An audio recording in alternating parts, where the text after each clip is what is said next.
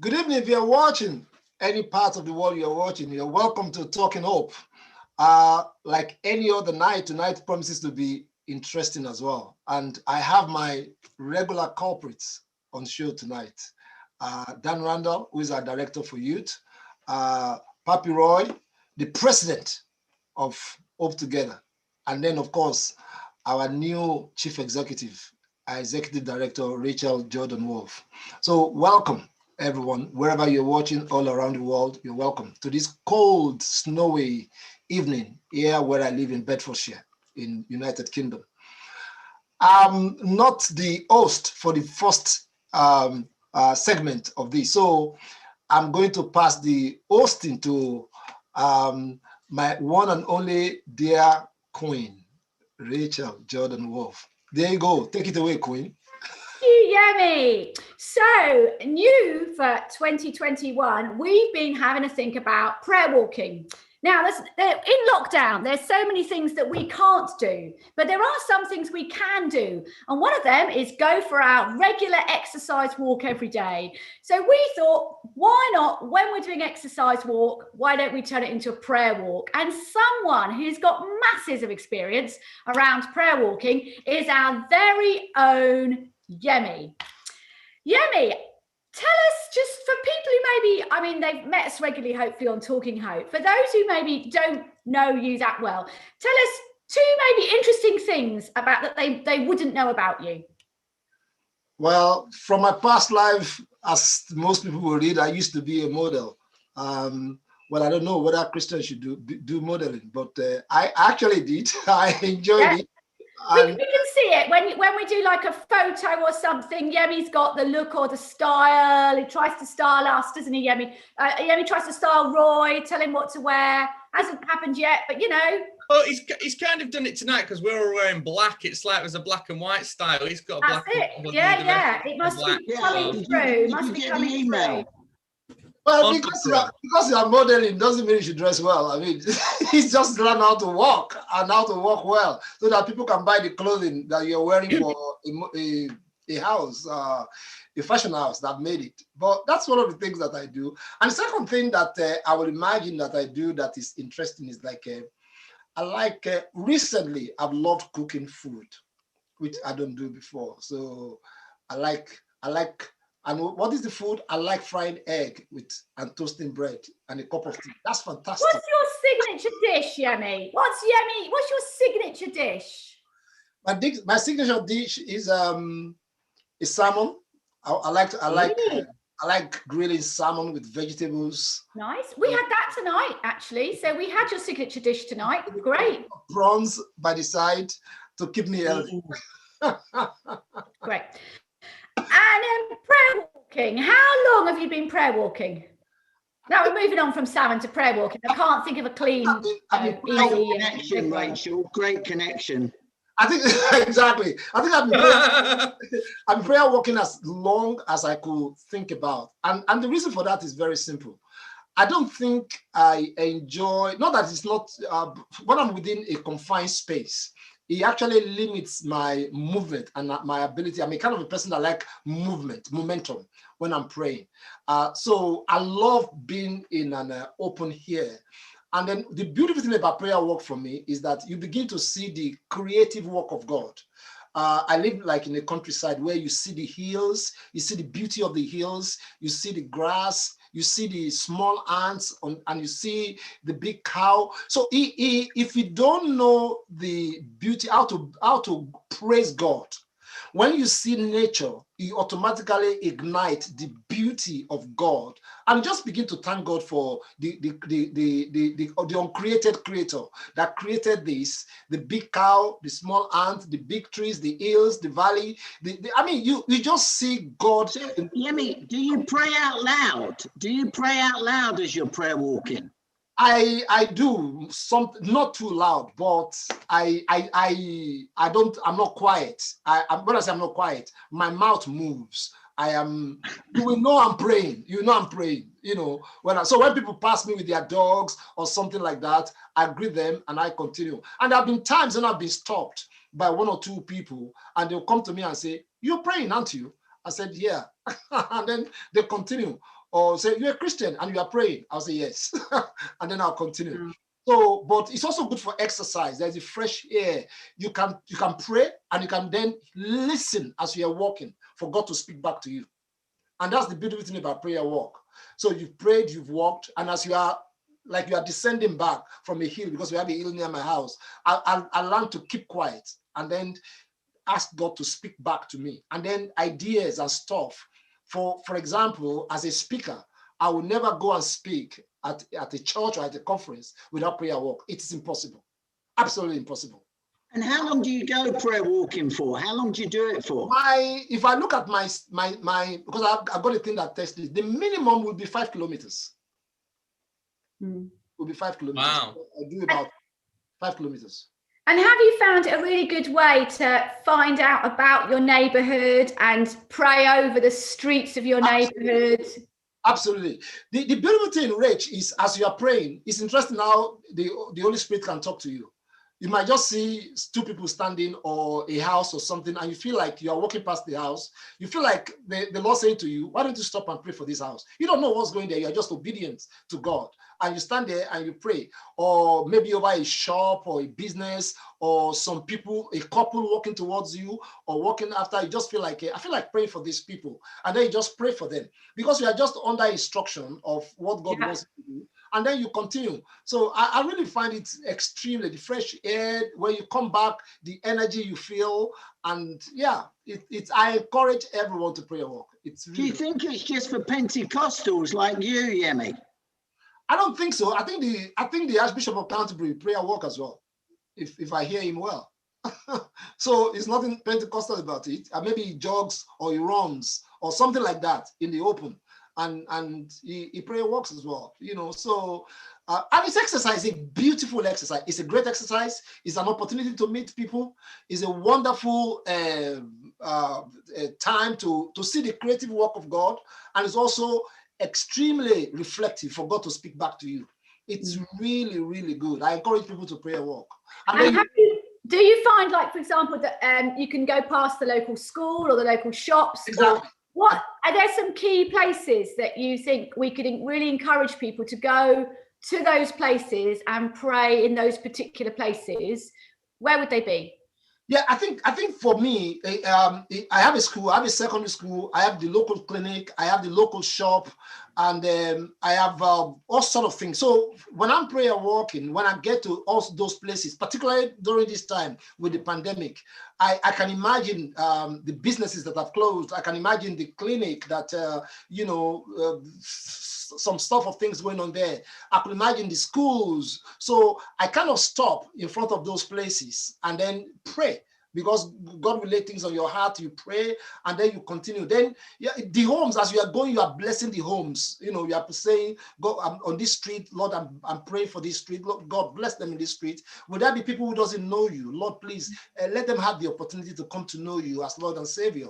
And then it's not impossible. People walk past you. You use the opportunity to say, hello, hi, how are you? And then maybe they have a dog. You stop praying and you play with the dog. You try to strike conversation, and God knows conversation can lead to, why don't you have a dog? No, I just pray around here. And then they might be talking and you say, do you like praying? Do you like to pray for you? So many times I've stopped on the way on a prayer walk and end up praying for people. So because you kind of, conversation. People walk their dogs. People say hello to you. People say, oh, I'm watching birds. I say, you're watching birds. Then I stop. Because one of the things about prayer walking is that you cannot be too religious about it. That's what I felt the Lord had told me. You cannot be too, I'm going to prayer walk. I don't want to see what's going on around me. I'm just walking. No. God wants us to interact and engage with the people, with the community, with all the things around us. So if I'm prayer walk, I see people coming, I stop. I kind of talk to them. You never know what that conversation can lead to. It can Right. lead Do you to think it changes your prayer when you're out in the open air to being in a building? Do you pray differently? Of course, absolutely. You absolutely pray very differently. For me, I pray differently. I actually don't feel comfortable much praying in the house. I just don't know. I can pray in the house, and it's cold now or something like that. But it's not the same when I put on the hats, the wool, the gloves. You need a whole kit, don't you? Prayer walking in winter. I wish I could show you a prayer walking kit. I will show you my boots, up to the ankle, the gloves. I have everything by the door. It's like you put on the whole armor, and then boom, you hit the road, and then you are on. It's beautiful stuff. It's beautiful. I encourage people to do it. Do you feel like as you prayer walk, your heart feels more broken for the community and the places you walk through? I have cried many times while prayer walking. I would say 50% of the time I will cry when I'm prayer walking. Brilliant. Wow. My heart is broken for something, or the love of God could overwhelm me. And because love overwhelmed me, as I am thanking him and being grateful to him, as I see myself drenched in tears. And because you are the only one walking, nobody knows what's going on. And that's the beautiful thing. If I'm crying in my house, my wife will think, are you leaving me? So, so it's a beautiful thing. It's a moment where your humanity connects with God's divinity. And something really happened in that sense. And then as a preacher, really, it's like, that's when the Lord download the message for you. Right. If I've never done it before, how should I start, Yemi? What do I need to do? I need to get a hat and gloves, but how do I start? I think dressing well, depending on individual, whether where you are is cold, it could be. It's not only in winter. You can pray or walk at any time. I think the beautiful thing is that we all go on a walk. We all go on a stroll. We all try to exercise when we walk around. Just purpose in your heart that as I'm going out, I'm dropping the phone. I don't want to make calls as I'm going. I don't want to, so let me free my mind and then use the opportunity to remember some people or some things to pray for. So as I'm walking around, I'm remembering people who are in hospital during this COVID. I'm remembering people who are recovering. I'm remembering businesses who are shut down. I'm remembering the pressure the government is upon. I'm remembering people who are doing the essential services. Even come on the dustbin. The dustbin man came the other time to pick the dustbin. So I have to say to the dustbin, I said, I'm praying for you, which is true. I said, I'm praying for you because you are on the front line. You were touching the dustbin. You were going out every day. He said, really? Are you praying for me? I said, yes. I pray for you every day because you out there doing it changes something in the life of those people when we do that. So think about the dustbin and think about the people who are in the restaurant, in the supermarket who are serving us every day. Think about the delivery people that brings the delivery, our delivery every day. So you just think of those things to pray for them, and then if not for anything, if you are well, just thank God that you are still able to walk and you are not stretched down on COVID. For the parents who are going through stress, homeschooling during this time, how do we remember them in prayers? Some people, mental health, emotional well-being, all sorts of things. There are too many things to think about and pray for. If nothing, don't have anything to pray for. Remember from the day you are born till now and start counting your blessing one by one. It will amaze you what the Lord has done. We just hope we will be finding there's some other agencies and organisations that we love to partner with who are also really into prayer walking. So we're going to find some of their resources and share those on our website as well. So if you don't know how to start, that's going to help you to get involved and get started. So we'll do that. And if you're stuck and you're isolating at home and you're like, I can't do this prayer walking, we'd love you to do prayer from your chair. You can do prayer from your chair right where you are. You can get out your Google app and you can look at the map of your area, or you can get out another map if you've got a paper map, and you could pray down your streets, even though you might not be walking down those streets. So God's big enough that you can go on a virtual prayer walk. You could pray over your schools. You can still pray over your shops, even if you can't leave your house. So we want everyone to be included in this, and hope we will be sending out more ideas of what you can do, what to pray for, maybe what to find this week and things like that. So please do join us for Prayer Walk 21. We'd love to hear from you. And if you're into social media, why don't you do a prayer walk? Pray a bit and just send us a tiny clip, 60 seconds with prayer walk, hashtag prayer walk 21 on the little clip. We'd absolutely love to see little clips of people praying around their communities. So please join in with us. Wouldn't that be great? What's next? Rachel, wouldn't it be great if we have people doing prayer walk and sending the video to us every day. Yeah. Yeah, We love it. Yeah, it's down from Blackburn. I'm just done. So Dan, you're the next one. Yemi, you're the next one. Roy, you're the next one. And let's see who else we can get to join us. Let's do it. Let's do prayer walking. I have had one other idea, which if you order from Uber Eats, you could pray the route that the Uber Eats driver takes to your house. I like it, Dan. I like it. It's good. It's original. Awesome. The Uber Eats prayer. Awesome. Great. Thanks, Rich. Great job, Roy and Dan. Now we move to our next guest for today, who is a very young lad. Interestingly, he is the son of a rector. If you don't know what rector is, a rector is another name for a priest or a vicar in Church of England. He attended the Amplified, the evangelism initiative of Hope last year, and it's just started off the second year of the Amplify, and also online. So it's my pleasure to invite an interesting young man, Gregory Hill. Come on, Greg, where are you? Hey, Greg, how are you doing? There he is. Yeah. Hello, I'm good. How are you? Yeah, Greg, still have the Christmas light all behind you, you know, and you must be still thinking because it's snow. Then you are enjoying the Christmas season and it's Christmas time. Yeah, definitely. Yeah, it was great to meet with you at the Amplify last year, and it was so good. You are now gone on the second year.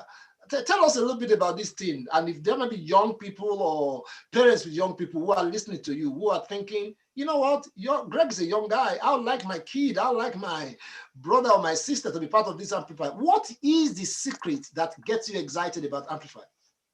Well, Amplify it's just so great. There are so many incredible key speakers who just have the great talent of being able to teach people of my age about how to go out in the world and just be evangelists.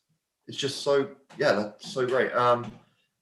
Amplify is also great for meeting new friends. And if you want freedom, you're definitely going to get some there. It's excellent.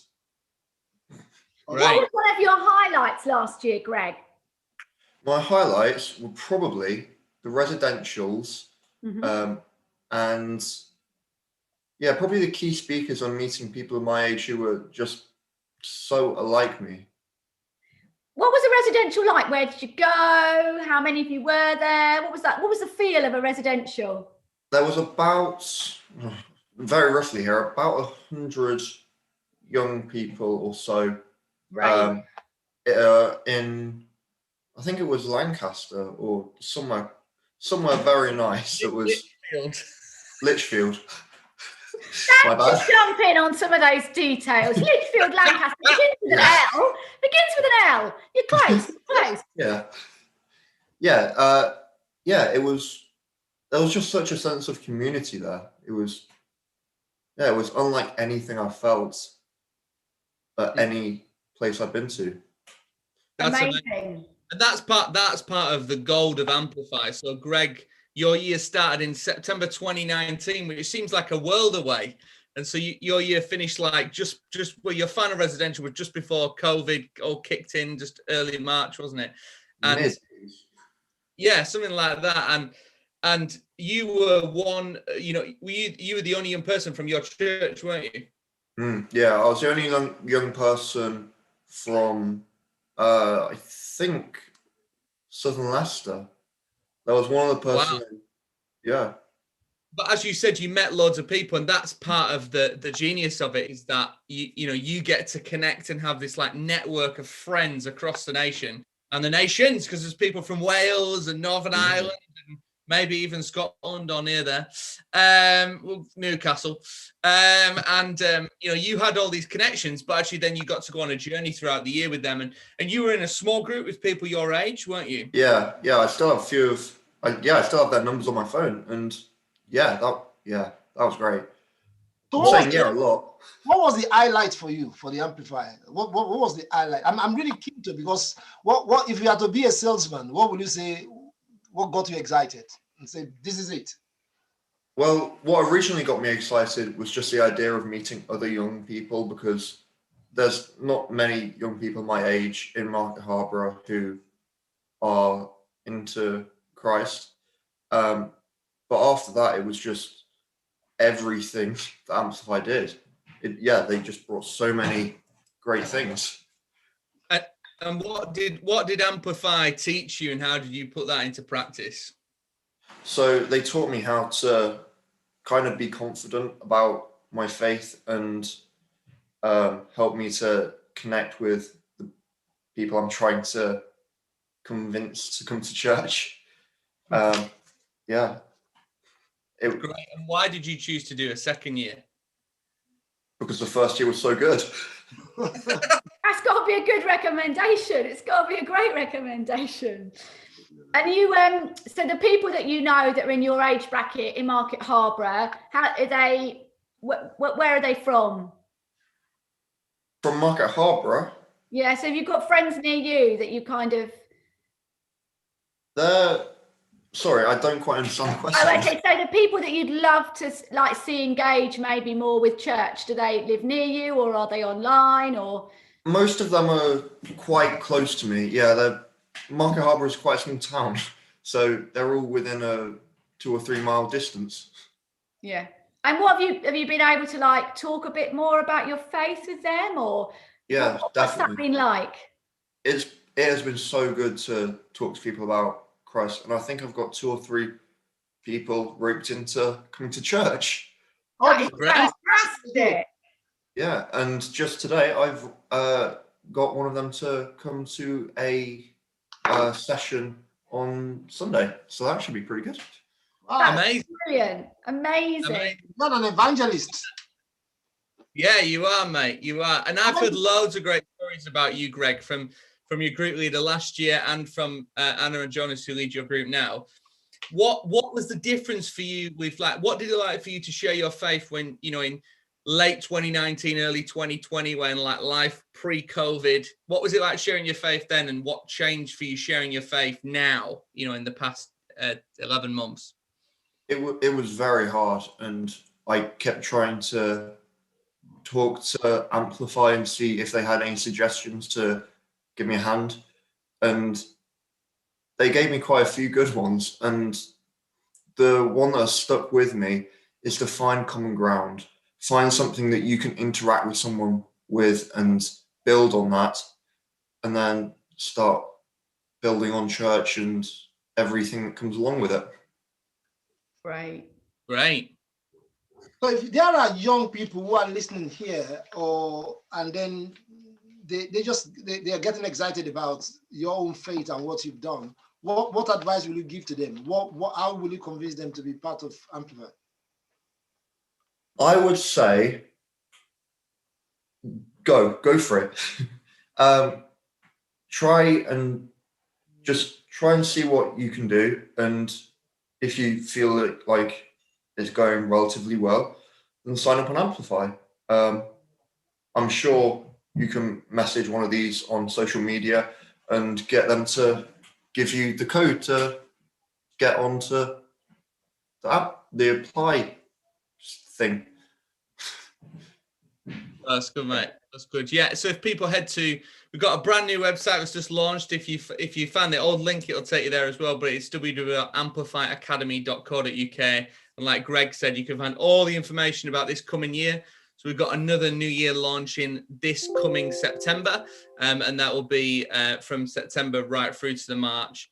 But yeah, as Greg mentioned, he's doing his second year, which is already in process. And we just launched this weekend, which was brilliant, with a bunch of new young people on the first year as well. And Greg and the other group, second years joining, which was great time online.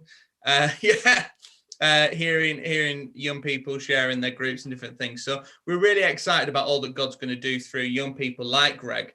And especially in this season now that we're living in a different time, and the opportunities are different, but also there's new opportunities as well for young people to share their faith. Awesome. Greg, finally, before you go, you Yes. have an American accent or something like that when you are reading the book of John. What's that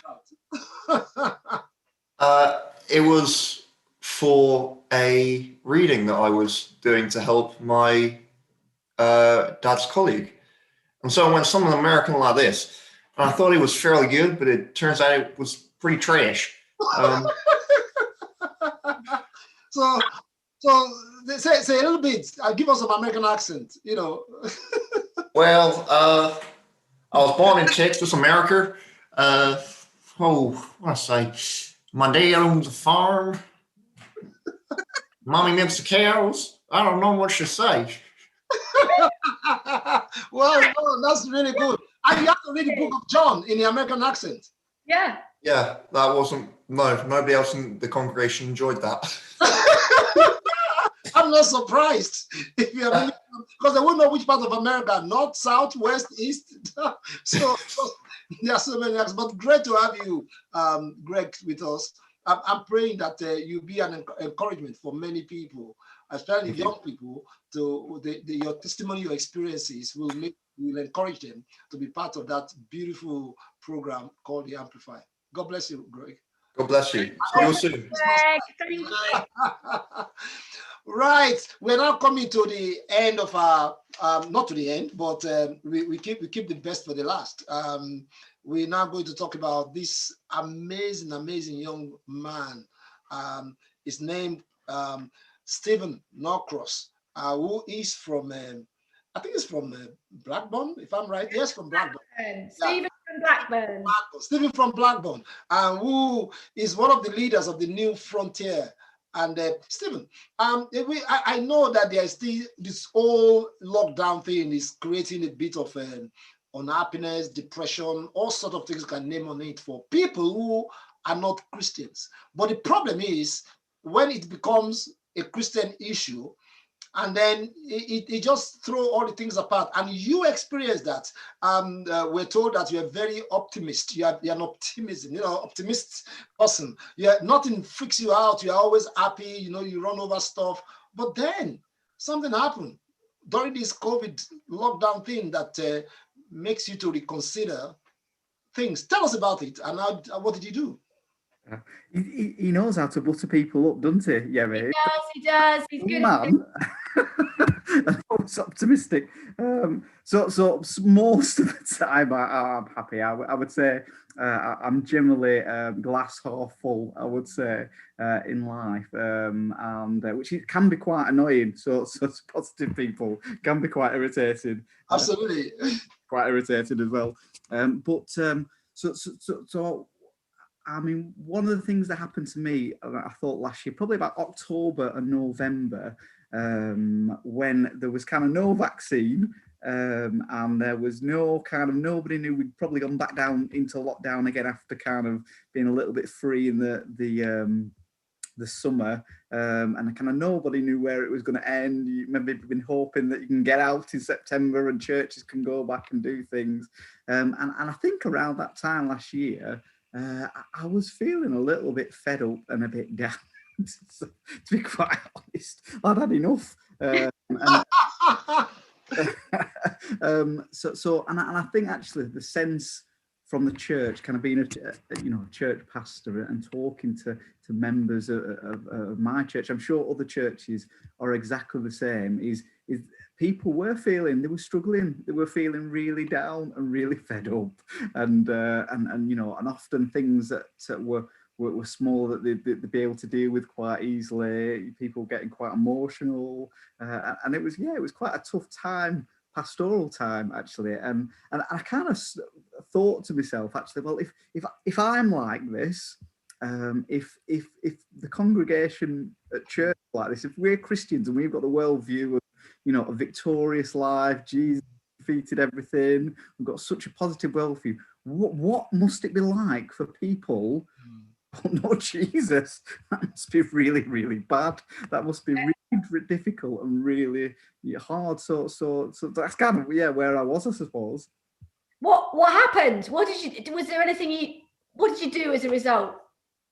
Well, I'm sure you prayed, but were there other things? Well, I've got a very good wife who intervenes. Good. Makes me go do things that she knows is good for mental health. So go for walks, do all the things, take time out, rest, all these things. But that really, I think it was, it was probably linked to hope.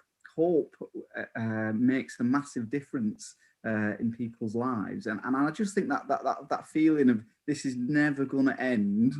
You know, that when are we going to come out? How long is it going to be? And it's when, I mean, we're still in lockdown. We're in Blackburn, Lancashire. I think we've been in pretty much full lockdown since. You've been there for a long time, haven't you, Stephen? A long time. You've been really naughty up there. You've been really naughty. Well, it's we haven't been naughty. I think we've just learned to have more patience. I think.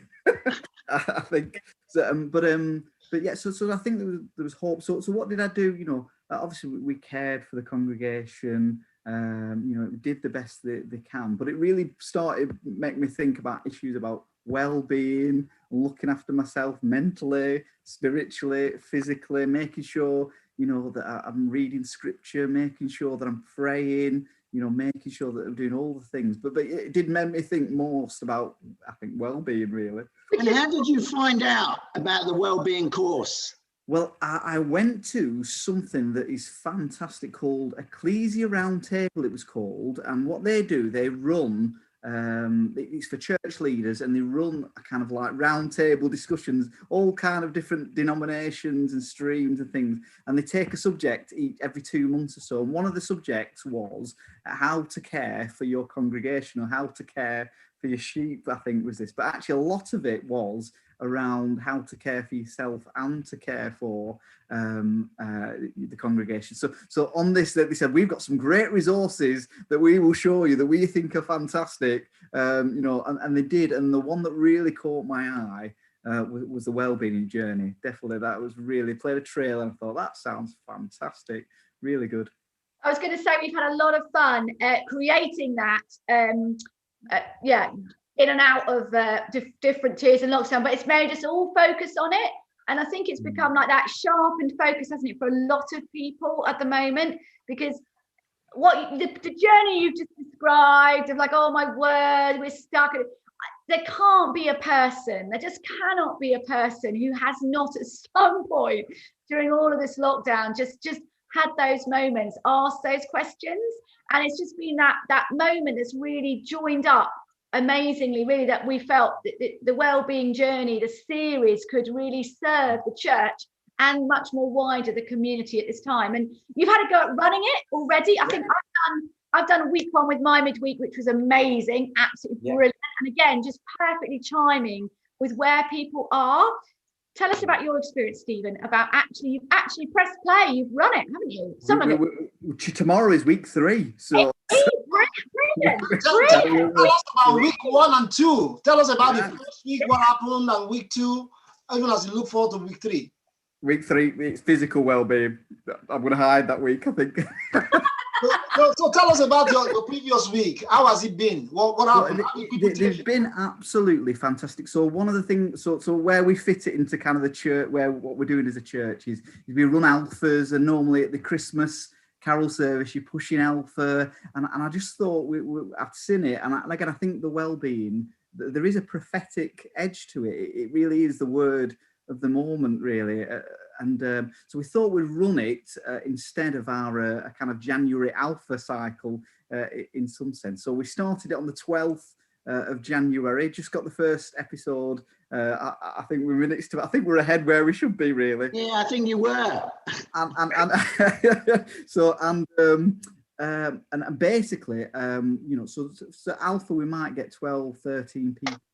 But what the wellbeing course actually did, it engaged people from inside our church. So people who have done alpha, you know, so there's a large element of discipleship. Well, you know, it talks a lot about shalom, peace, and living well, which is the Christian life.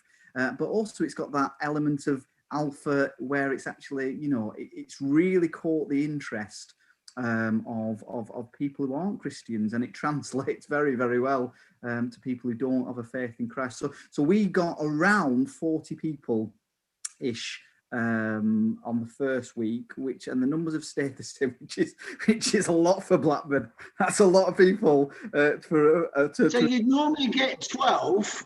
And you had 40. Yeah, so we engaged the people inside the church. People were dead excited from our congregation, but I'd say probably about a quarter of those people either don't have a faith or aren't directly associated with our church. So it really struck a chord with just people's interest, really. I mean, one of the things we went to town with actually we're still running on our Facebook page, kind of the prophetic stuff. And the well advertising the well-being, and it really hits finding the verses about well-being, and it really has it's got a lot of attention. Actually, it's really caught people's imagination, both Christians and non-Christians. So it's been fab. The content is good. It's light alpha, which is fabulous for a church leader, and the feedback has been fab. So everybody has absolutely loved it. They've all come back.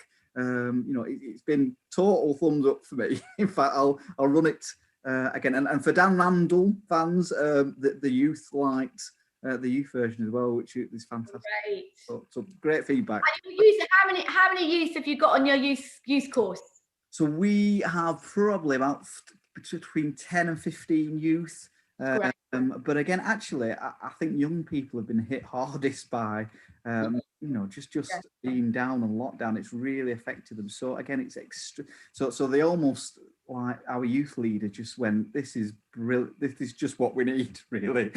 So and again, I wasn't in the youth, but the feedback I got is that it got them talking, got them sharing, got them opening up, and also got them learning about living well. So yeah, all the feedback has been good. I would encourage wholeheartedly any other church out there to run this course. It is fabulous. We didn't pay Stephen to say that, by the way. Exactly. And Stephen, how do you run it? You show the video and then you have discussion? How are you doing it as a church? we ran it, so it offered a technical challenge for us, because I've never dealt with a group on Zoom that large for a group like this. So we had an icebreaker question, which we have as a whole group the first week, and then what happens is we run the video, which works great on Zoom, fantastic now. And then we actually, I think we had about 6 groups, and with the group leaders, and then we moved them into rooms. And what we've actually done, we've kept the groups each week, kept so relationships are being built and friendships are being built, very much so. And then what happens, we come back and the group leaders feedback the kind of points that they've had. We started at 7. Last week we finished about 8:30, but people probably would have stayed longer. Actually, they probably wanted to discuss in the groups longer than we gave them. So it's good. Time is good. Great. Excellent. And did you get the books alongside it or not, Stephen? What we've done, I've got the book. We've encouraged everybody on the course to purchase the book, because the book is kind of it's like a devotional, isn't it? So there are people reading it accompanied by the book and the material, and actually it kind of all works together. Really. It's very, very good. So we haven't bought the books for that. We haven't bought the books for them. Maybe that's a bit mean. No, but it's standalone, so you can do the series, the book. They all, you don't need both, but it's just connected. Yes, so they are. So which is actually great. Really, it's fantastic. Something else which is good I've found about it is you don't have to have done all the weeks. So it's very easy to jump in at whatever week, and it doesn't make too much of a difference, but actually that's very good for people to be able to get out of it when they miss the beginning sometimes, which is really helpful. And I guess if you got excited on week 1, they might actually have asked a friend for week 2. Because it was once it's hard to get people to invite a friend until they kind of like tested it a little bit, want to see what it's like. Did that happen at all? It did actually. So I mean, one lady came with one set of friends, and then I think she invited some more friends after. So and that was after the first week. So that was great. So yeah, and I guess when a lot of people have done it once, do you think you might do it again because more people might invite more friends? I think I will. I'll tell you why, because it sits well.